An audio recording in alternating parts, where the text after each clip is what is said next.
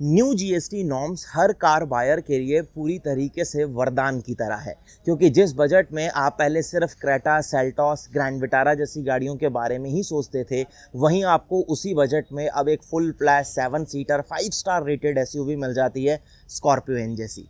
सामने जो आप देख रहे हैं स्कॉर्पियो एन का बेस वेरिएंट है Z2। पेट्रोल डीजल दोनों इंजन ऑप्शन के साथ अवेलेबल है, लेकिन केवल मैनुअल ट्रांसमिशन में। सामने जो आप देख रहे हैं इसका पेट्रोल है। गाड़ी का एक शोरूम प्राइस 13,20,000 रुपीज़ है, और अगर आप डीजल के लिए जाना चाहते हैं तो मात्र लगभग 47 या 50,000 रुपीज़ ही आपको और देने पड़ते हैं। मैं एक एक करके आपको सारी चीज़ें बताता हूं कि स्कॉर्पियो इनका बेस वेरिएंट आपको कंफर्ट, कन्वीनियंस के लिए क्या फीचर्स ऑफर करता है, सेफ्टी और प्रैक्टिकलिटी के लिए क्या चीज़ आपको यहां पर दी जाती है। तो सबसे पहली चीज़ हम गाड़ी के लुक्स की बात करते हैं। देखो स्कॉर्पियो एन आप एक 360 डिग्री गाड़ी का वॉक अराउंड कर आओ, हर तरफ से गाड़ी आपको बहुत ही ज़बरदस्त तरीके की प्रेजेंस जो है ना वो डिलीवर करती है। फ्रंट फीचर की बात करें तो हुड काफ़ी ज़्यादा बड़ा है, शार्प क्रीजेस विजिबल होती हैं। रेडिएटर ग्रिल के ऊपर थोड़ा सा ब्लैक हाईलाइट्स का इस्तेमाल किया गया है, महिंद्रा का एम्बलम है। नीचे स्किड भी अवेलेबल है। डूल बैरल यहाँ पर आपको रिफ्लेक्टर के साथ हाइलोजन हेडलैम्प्स का सेटअप दिया जाता है। नॉर्मल टर्न सिग्नल है। हेडलैम्प्स के अंदर भी जिस तरीके की ये क्रोम की बेजल्स वगैरह विजिबल होती हैं, देखने में सुंदर लगती हैं। नीचे आपको इस तरीके से प्रॉपर कर्टन्स वो विजिबल होते हैं, और साइड में अगर आप स्विच होते हैं तो यहाँ से स्कॉर्पियो अपनी पूरी प्रेजेंस का आपको एक एग्जैक्ट आइडिया देती है। 4662 इस गाड़ी की ओवरऑल लेंथ है। 2750 mm का व्हील बेस है जो कि आपको स्कॉर्पियो ऑफर करती है। व्हील्स की बात करें तो सबसे पहले जो टायर है ना वो एमआरएफ का वॉन्डरर टायर आपको दिया गया है 17 इंचेस के स्टील व्हील के ऊपर, और टायर बहुत ही ज़्यादा बढ़िया है। चारों व्हील में आपको डिस्क ब्रेक वो डेफिनेटली मिलती हैं। और अगर मैं प्रॉपर टायर सेक्शन की बात करूं तो यहाँ से आप इसमें चेक कर सकते हैं 245/65 R17 है जो आपको ऑफर किया जाता है। उसके बाद ये जो ORVMs हैं मैनुअल एडजस्ट करने पड़ते हैं, मैनुअली ही फोल्ड करने पड़ते हैं, लेकिन टर्न सिग्नल इसी के ऊपर है, और ये रफ मैट ब्लैक फिनिश जो होती है उसके साथ आपको दिए गए हैं। सेम तरीके के डोर हैंडल्स आपको मिलते हैं। विंडो की बैटलाइन पूरी ब्लैक, बी पिलर के ऊपर भी ब्लैक साइज टेप है जिसका आपको इस्तेमाल दिखेगा। यहाँ से अगर आप चेकआउट करो तो स्कॉर्पियो की जो पूरी प्रेजेंस है ना वो यहाँ से आपको पता लगता है कितनी ह्यूज एसयूवी है ये। उसके बाद रियर व्हील ड्राइव आती है ये, तो चलाने में एक वैसे ही मज़ा है। नीचे आपको प्रॉपर इसका सेटअप जो है वो यहाँ से क्लियरली विजिबल भी होता है। क्वार्टर पैनल के ऊपर बढ़िया ग्लास एरिया है। रूफ रेल्स नहीं आती, लेकिन हाँ शार्क फिन एंटीना वो आपको ज़रूर मिलता है। पीछे आप आओ तो वर्सेटाइल स्टाइल में ही आपको यहाँ पर इस तरीके से टेल लैंप्स मिलते हैं जो कि एलईडी में है। टर्न सिग्नल आपको मिलता है, यहाँ स्कॉर्पियो एन मेंशन किया गया है। वाइपर, वॉशर, डिफॉगर्स नहीं आते, लेकिन हाई माउंटेड स्टॉप लैंप जरूर आता है। अगेन महिंद्रा का आपको यहाँ पर एम्बलम मिलेगा, और गाड़ी की पूरी रेयर प्रोफाइल का आपको एग्जैक्ट आइडिया लगेगा यहाँ से। नीचे यहाँ 2 पार्किंग सेंसर्स हैं। स्पेयर व्हील नीचे आएगा, ये अंडर साइज डेफिनेटली रहेगा। रिवर्स लैंप यहाँ पर है, रिफ्लेक्टर है, और ये विंग जो है वो इस तरीके से ग्लॉसी ट्रीटमेंट के साथ आपको विजिबल होता है। अब ये है पेट्रोल। अगर डीजल होता तो डेफ डालना पड़ता। पेट्रोल है, लेकिन टैंक की कैपेसिटी सेम रहेगी डीजल पेट्रोल में, लगभग 50 लीटर्स की। तो इसे लॉक कर देते हैं। अब यहाँ से आप चेकआउट करो। जब आपकी गाड़ी की 7 सीटिंग्स आप ऑप्शन का इस्तेमाल कर रहे हो, सबसे पहली चीज़ तो ये जो हेडरेस्ट है ये आपको प्रॉपर यहाँ पर एडजस्टेबल मिल जाते हैं पीछे भी, तो जो कि बढ़िया चीज़ है।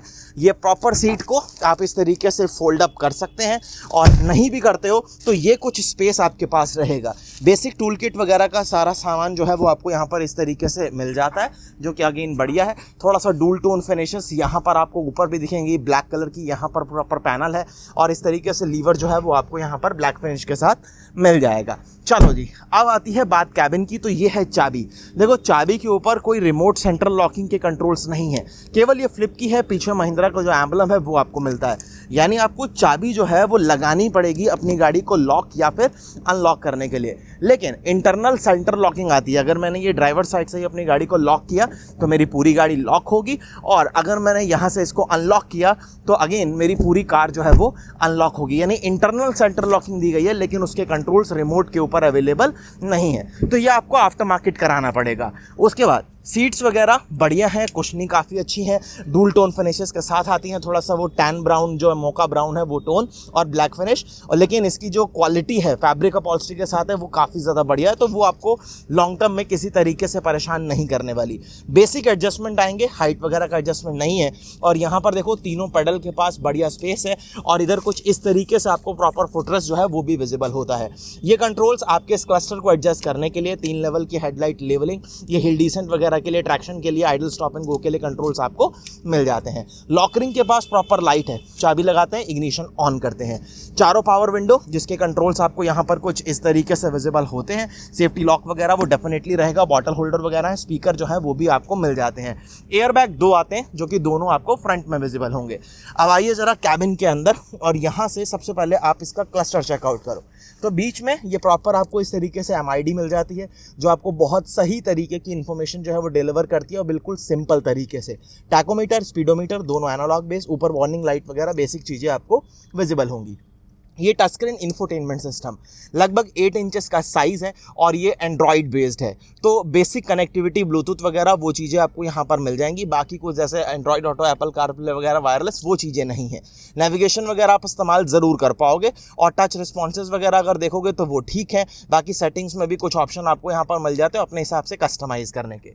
छोटा सा स्पेस आपके पास यहाँ पर है। ऊपर आपको ब्लैक स्टोन, अगेन यहाँ मुँह का ब्राउन, सब कुछ वैसे हार्ड प्लास्टिक के साथ दिया गया है। ये क्लाइमेट कंट्रोल का सेटअप, हजार्ड के लिए switch, USB type A, aux के लिए पोर्ट, फोन वॉलेट रखने के लिए जगह, 6 स्पीड मैनुअल ट्रांसमिशन, बढ़िया लेदर का इस्तेमाल, कप होल्डर्स, आर्मरेस्ट मिलेगा। स्टोरेज भी आपको यहाँ पर डिसेंट मिलता है। पार्किंग ब्रेक जो कि क्रोम बटन के साथ है। स्टीयरिंग के ऊपर ऑडियो के कंट्रोल्स प्रॉपर आपको मिल जाते हैं। यहाँ पर वाइपर के स्टॉक्स विजिबल होंगे, और अपोजिट साइड में आपको हेडलैम्प के लिए स्टीयरिंग में एडजस्टमेंट वो अगेन आपको टिल्ट यहाँ पर प्रॉपर दिया गया है जो कि बढ़िया चीज़ है। Manually adjustable day and night IRVM भी आपको मिलेगा, और कैबिन की लाइट्स LED बेस्ड हैं जो कि काफ़ी ज़्यादा ब्राइट भी हैं।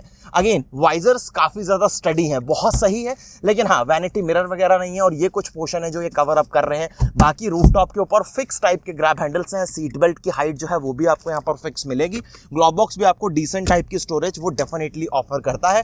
ड्राइवर साइड में एक प्लेन वाइजर आपको यहाँ पर कुछ इस तरीके से विजिबल हो जाएगा। ये सब बात हो गई। अब मैं आपको एक बार जरा सेकेंड रो चेक करा देता हूँ। सेकेंड रो में क्या कुछ आपको मिलता है कंफर्ट कन्वीनियंस के लिए, उसका आपको एग्जैक्ट आइडिया लगेगा। सबसे पहली चीज़, ये जो सीट है ये प्रॉपर आप इस तरीके से देख सकते हैं कि आपको 60-40 स्प्लिट के साथ मिलती है। थोड़ा बहुत आप इसका जो रिक्लाइन एंगल है वो भी आप डेफिनेटली एडजस्ट कर पाओगे। 2 हेडरेस्ट आपके पास एडजस्टेबल है, मिडल वाले के लिए फिक्स है, आर्मरेस्ट आएगा। आइसोफिक्स सीट्स के माउंट आते हैं। तीनों पैसेंजर्स के लिए प्रॉपर 3 पॉइंटेड सीट बेल्ट्स वो भी मिलेंगे। फुट स्टेप्स नहीं आते तो वो आपको आफ्टर मार्केट या फिर एसेसरीज में लेकर ही इंस्टॉल कराने पड़ेंगे। कैबिन में स्विच होते हैं तो यहाँ देखोगे तो पीछे वेंट्स दिए गए हैं, मॉड्यूल नहीं है, केवल वेंट्स मिलेंगे, और एक C टाइप का पोर्ट जो है वो भी आपको मिलेगा। सीट्स के पीछे इस तरीके से मैगजीन होल्डर्स हैं, तो फ़ोन वगैरह भी आप वहाँ पर रख पाओगे। अगेन यहाँ पर लाइट जो है वो आपको मिल जाएगी। ये जो सीट है 40% वाली, इसी में आपको इजी टंबल मिलेगा अपनी थर्ड रो में एंटर करने के लिए। थर्ड रो में कोई सेपरेट AC वेंट्स वगैरह नहीं दिए गए। तो ये सब बात हो गई। स्पेस वगैरह कितना है पीछे वो हमने ऑलरेडी बहुत सारी वीडियोज़ में बात कर रखी है, उसमें ज़्यादा डिटेल में हम नहीं जाएंगे। हुड कर देते हैं एक बार यहाँ से अनलॉक, और अब बात करते हैं इस इंजन के बारे में। 2 litre turbocharge 4 cylinder petrol mStallion TGDI यानी direct injection fuel supply system का यहाँ पर इस्तेमाल होता है। हुड देखो बहुत ज़्यादा भारी है, इसमें स्टड्स की ज़रूरत थी लेकिन फ़िलहाल आते नहीं हैं। आपको इसे मैनुअली ऑपरेट करना पड़ेगा, फिर ये स्टिक से आपको इसे यहाँ पर प्लेस करना पड़ेगा। यहाँ प्रॉपर इंसुलेशन ज़रूर दिया गया है।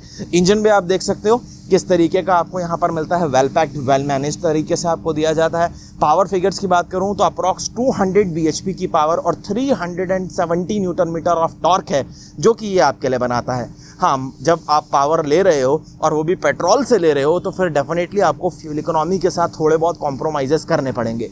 सामने देख रहे हो तो वहाँ प्रॉपर कवरिंग वगैरह आपको मिलती है, और अंडर बॉडी में भी काफ़ी हद तक आपको यहाँ पर कवरिंग जो है वो दी गई है, जो कि अच्छी चीज़ है। चलो जी, इसे करते हैं क्लोज, और अब यहाँ से एक बार चेकआउट कर लीजिए Scorpio N base variant Z2। गाड़ी आपको कैसी लगती है मेरे को कमेंट सेक्शन में ज़रूर बताना। स्कॉर्पियो एन में आपका फेवरेट कलर कौन सा है, वाइट या फिर ये जो आपका इस तरीके से आता है फॉरेस्ट कलर ग्रीन वो, या फिर ये ब्लैक? मेरे को पर्सनली ब्लैक ज़्यादा अच्छा लगता है, गाड़ी के ऊपर सूट भी बहुत करता है। सूट तो इसके ऊपर वाइट भी करता है, लेकिन हाँ ब्लैक का थोड़ा सा ना एक अलग ही मज़ा है, लेकिन इसका मेंटेनेंस भी थोड़ा सा ज़्यादा है, तो उसकी थोड़ी सी आपको केयर ज़रूर करनी पड़ती है। हाँ, हम माइलेज की बात कर रहे थे, मैं बता देता हूँ आपको कि अगर आप हाईवे पर चलते हो तो लगभग आपको 11-12 तक की फ्यूल इकोनॉमी जो है वो ये डिलीवर करेगा, और सिटी में सिंगल फिगर्स में आ जाओगे आप 8 या 9। तो ये पेट्रोल के साथ आपको थोड़े से कॉम्प्रोमाइज़ करने पड़ेंगे। डीजल में स्लाइटली बेटर है और डीजल इससे लगभग 50,000 रुपये एक शोरूम में एक्स्ट्रा है। वो लगभग अगर ये 13,20,000 रुपये एक शोरूम कॉस्ट करता है तो वो लगभग 13,67 या 68 ऐसा कुछ कॉस्ट करता है। तो वही लगभग 48 या 49,000 रुपीज़ का डिफरेंस आएगा। आपको गाड़ी कैसी लगी कमेंट सेक्शन में ज़रूर बताना। वीडियो कैसा लगा वो ज़रूर बताना। वीडियो अगर आपको इन्फॉर्मेटिव लगा तो लाइक शेयर सब्सक्राइब ज़रूर करिएगा। धन्यवाद।